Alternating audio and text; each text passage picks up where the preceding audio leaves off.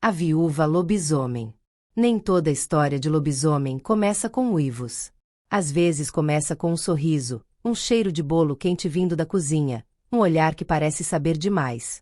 Dona Isadora chegou assim, como quem não veio de lugar nenhum, mas sempre pertenceu ali. Os homens não resistiam, as mulheres rezavam em silêncio. A vila inteira aprendia a fingir que não via, até que começou a enterrar os filhos. O silêncio quebrado. Na última lua cheia de 1992, um grupo de moradores decidiu quebrar o silêncio. Eles viram o que ninguém deveria ver. E o que fizeram naquela madrugada mudou a vila para sempre.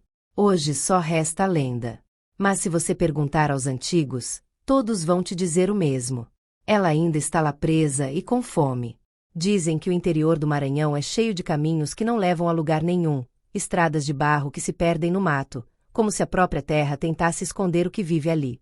Um desses lugares era o vilarejo de São Bartolomeu do Velho, 30 e poucos moradores, uma igreja sem sino e um silêncio que parecia antigo demais para ser natural. A chegada de Isadora. A chegada misteriosa.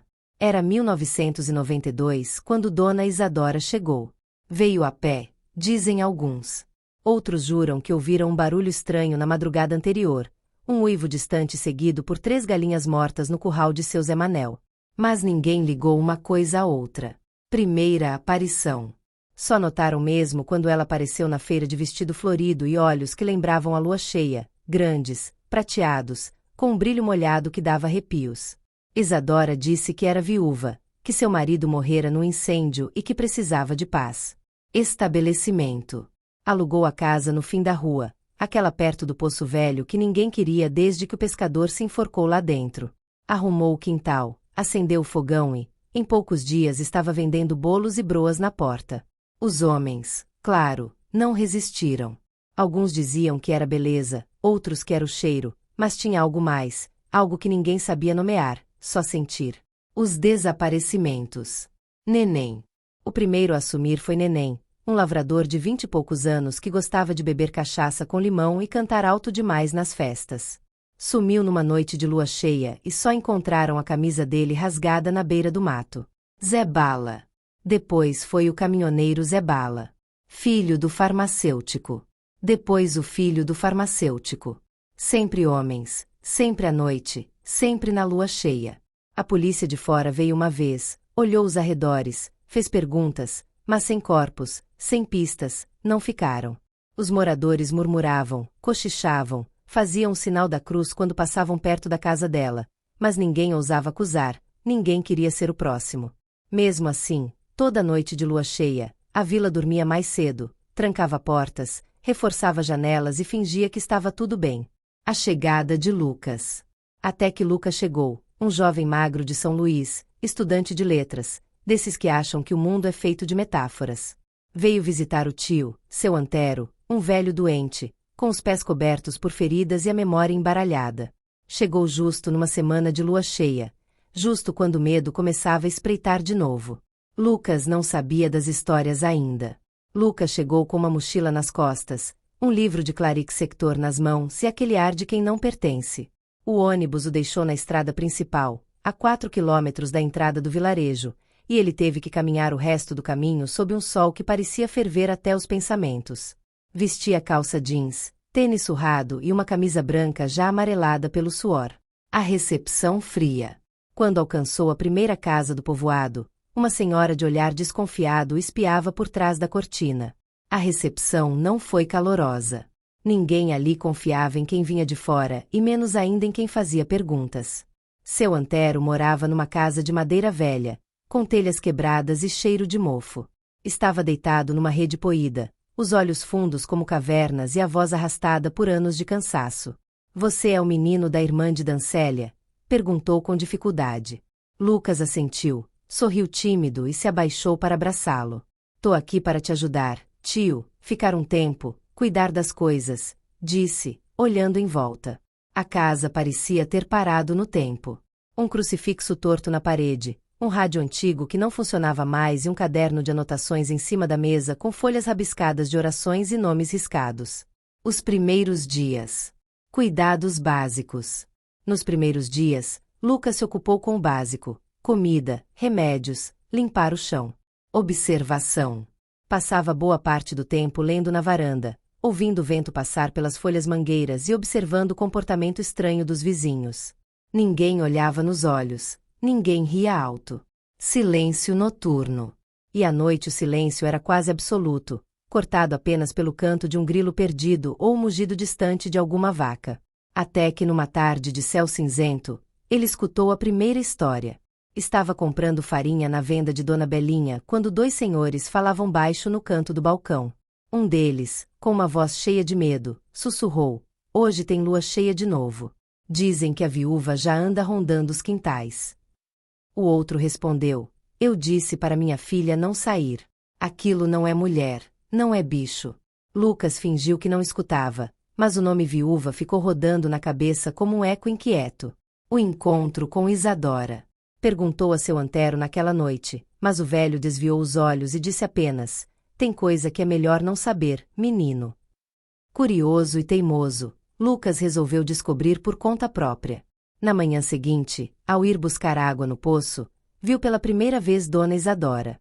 Estava na frente da casa, regando plantas com um vestido azul que dançava com o vento, o cabelo preso num coque simples e os olhos eram diferentes, não só bonitos. Havia algo ali, uma calma inquietante, um brilho predatório. Ela sorriu ao vê-lo. "Você é o sobrinho do antero, não é?" "Sou Isadora." "Prazer," disse estendendo a mão. Lucas sentiu um arrepio na espinha. O toque dela era morno demais, quase febril. "Quer entrar para um café?" Ela ofereceu. Ele hesitou, mas aceitou. A casa de Isadora. A casa era limpa, organizada com um cuidado quase obsessivo. Cheirava a canela e terra molhada. Ela serviu bolo de fubá e café forte, sentando-se à frente dele como quem já sabia o que ele ia perguntar. A conversa.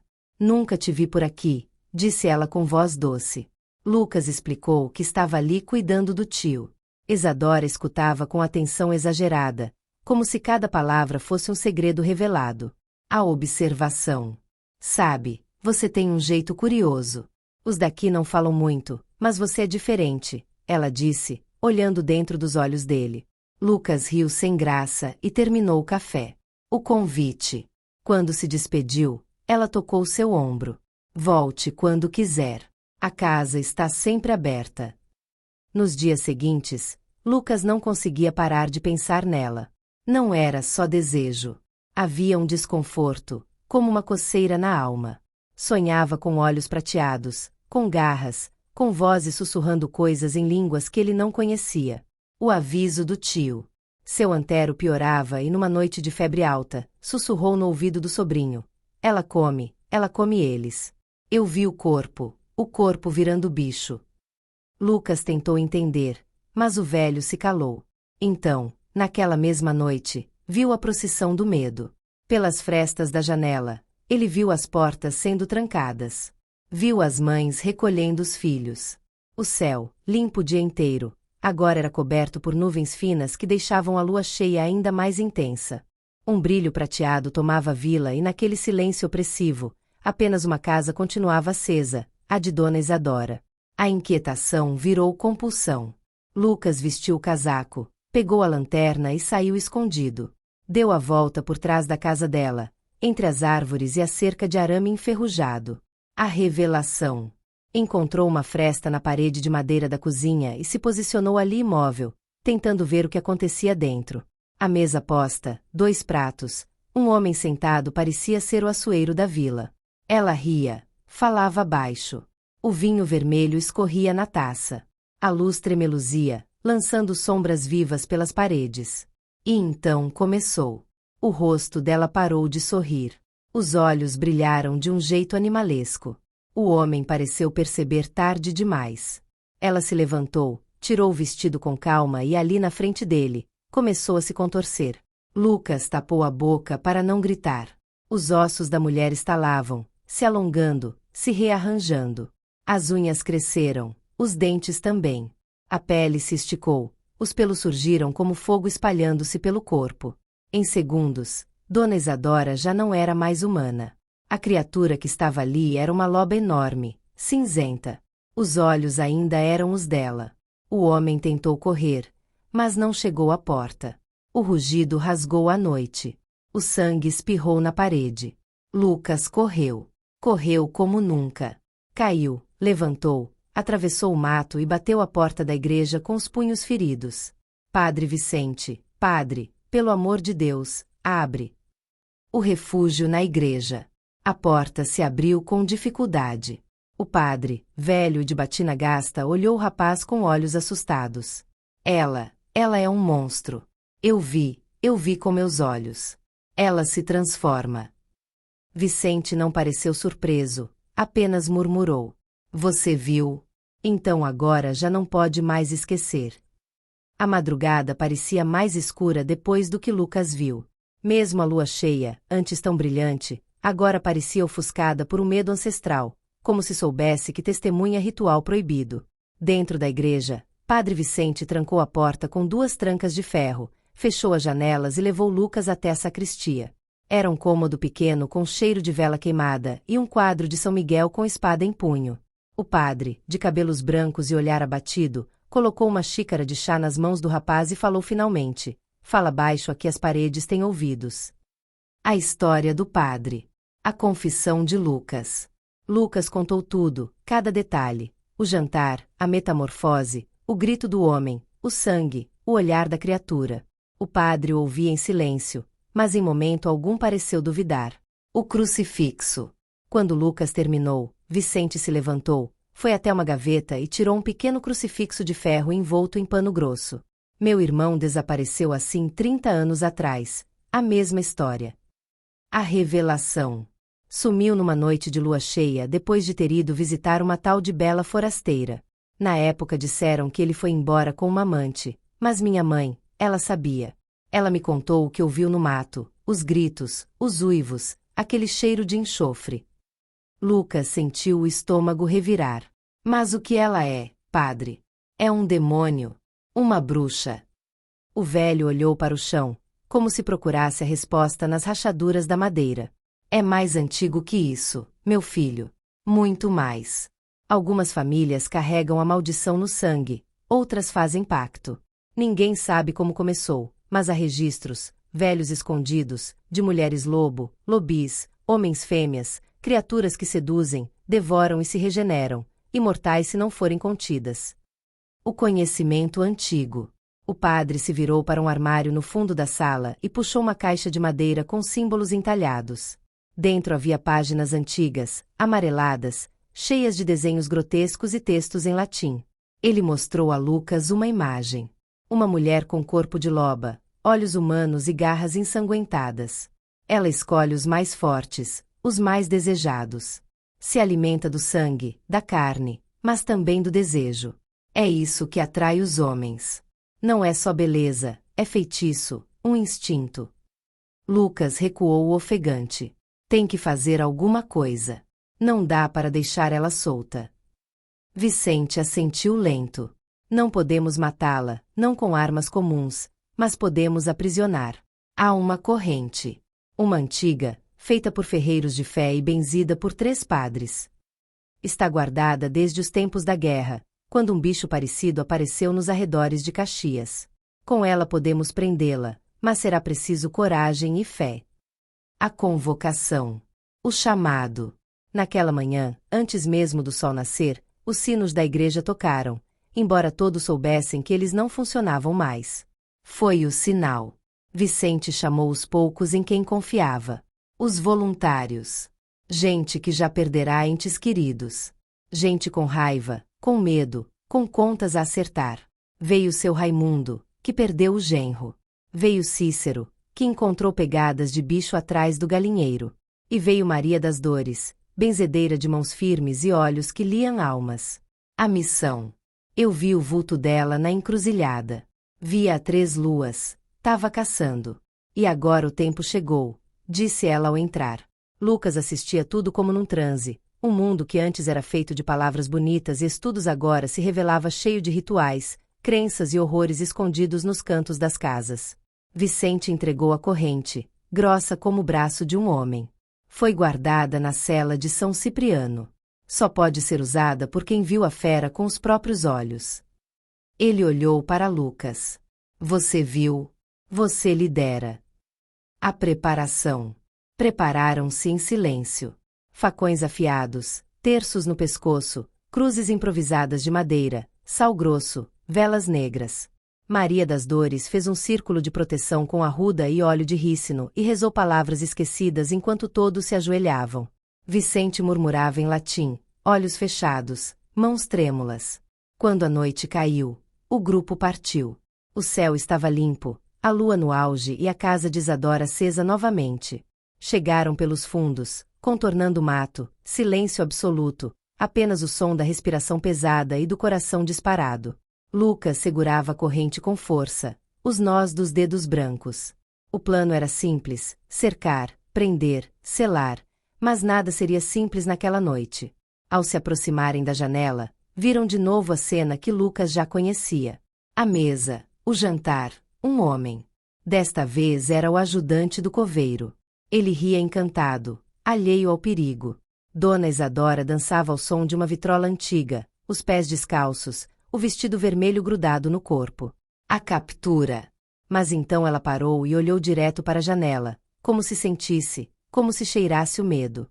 Antes que alguém pudesse reagir, um grito rasgou o ar. O ajudante tentou correr. Ela saltou sobre ele. O estalo dos ossos veio em seguida. As garras, os dentes, o sangue na parede. Vicente gritou agora. E os homens invadiram. A criatura rosnou. Já metade mulher, metade fera. Saltou sobre Raimundo, que foi lançado contra a parede com um som seco. Cícero correu com o facão, mas foi mordido na perna. Maria das Dores jogou sal no chão, tentando contê-la. Lucas avançou com a corrente tremendo, mas firme. Pelo sangue dos inocentes, eu te prendo, gritou enquanto as voltas de ferro se fechavam ao redor do pescoço e dos braços da loba. Ela uivou, um som que gelou a espinha de todos, mas a corrente segurou. Era como se queimasse a pele dela. A criatura se debatia, mas não escapava. Os olhos ainda eram os dela, brilhantes, humanos e cheios de ódio. Arrastaram-na pela rua até o centro da vila. O amanhecer. Os poucos moradores que se esconderam começaram a sair de casa, atraídos pelos gritos. Quando chegaram à praça, Vicente deu a ordem: esperem o sol. Não toquem nela. O mal precisa da noite. E assim, entre rezas e lágrimas, a madrugada passou. A loba se contorcia. O rava tentava se soltar, mas a corrente não cedia. E então o primeiro raio de sol tocou a pele da fera. Aos poucos o pelo sumia. Os ossos voltavam ao lugar. O focinho se retraía. Diante de todos, ela voltou a ser mulher, Dona Isadora, nua, coberta de sangue, deitada no chão da praça, com os olhos abertos. Selvagens! O sol nasceu como quem tenta apagar os horrores da noite, mas em São Bartolomeu do Velho a luz só servia para mostrar melhor o que ninguém mais podia negar. No meio da praça, amarrada com a corrente antiga, jazia Dona Isadora ou o que restava dela. O corpo no marcado por queimaduras do ferro abençoado, a respiração lenta, mas presente, e os olhos, aqueles olhos que antes encantavam, agora encaravam todos com fúria selvagem, como se prometessem vingança. O aprisionamento. A decisão. Ela não é só bicho, não é só mulher, é uma coisa entre mundos, disse Maria das Dores com a voz rouca. Se matar, pode voltar pior. Se soltar, devora tudo de novo. Vicente concordou com um aceno grave. O sangue dela tem pacto e pacto não se quebra com tiro, só com ritual. O ritual. Ele se afastou e entrou na igreja, voltando minutos depois com um livro antigo de capa de couro preso com tiras vermelhas. Isso aqui veio com o padre Felisberto lá do século retrasado, guardado na cripta só para caso como esse. Agora chegou a hora. A cela. Vamos selá-la. Não podemos matá-la, mas podemos trancá-la. Há uma cela atrás da igreja, escavada na pedra, antiga, usada por padres quando exorcismos falhavam. É lá que ela vai ficar pelo tempo que Deus quiser. 2 homens fortes, Damião e Clécio, foram chamados para arrastar o corpo.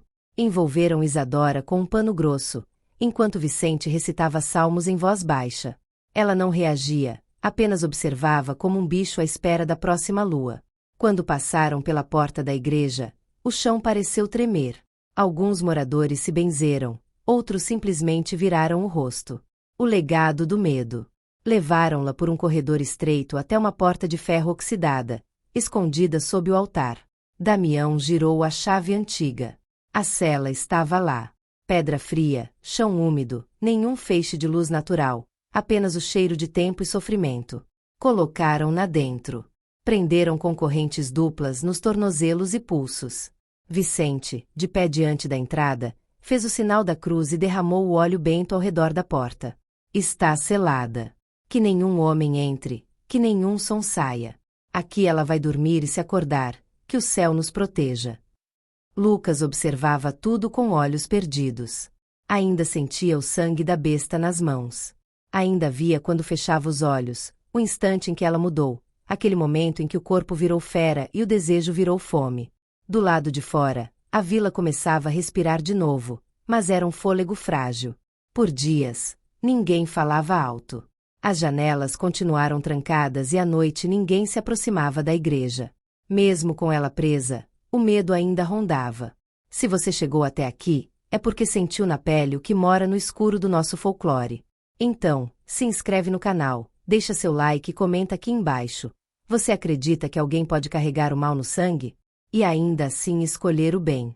Conta para mim o que você faria se visse alguém se transformar bem diante dos seus olhos e prepara o coração, porque na próxima história o medo vai vir da serra, de onde dizem que um uivo ainda ecoa toda sexta-feira da paixão.